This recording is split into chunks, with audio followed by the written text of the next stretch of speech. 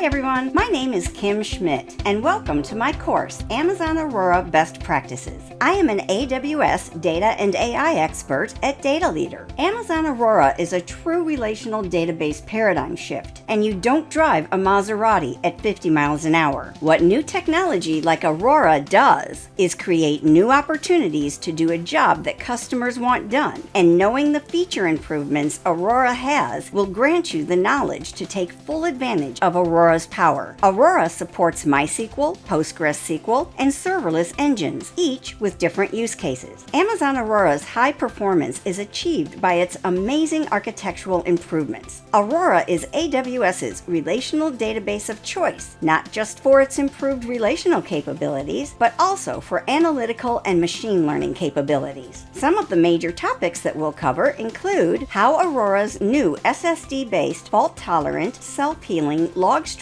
storage creates 6 copies of your data spread across 3 availability zones that continually, incrementally, and asynchronously backs up to S3. How to connect to the different endpoints in an Aurora cluster of database instances and when to use each one. How to use Aurora's automated backups, snapshots, cloning, and backtracking for backup and restoration. How to work with automated and manual monitoring tools. And about monitoring Aurora using Amazon Alexa. And about Aurora's machine learning capabilities and its integrations with other state-of-the-art AWS services. Before beginning the course, you should be familiar with common on-prem and in-cloud database technologies, with hands-on experience working with AWS. I hope you'll join me on this amazing journey to learn about the relational database built for the cloud with the Amazon Aurora Best Practices course at Pluralsight.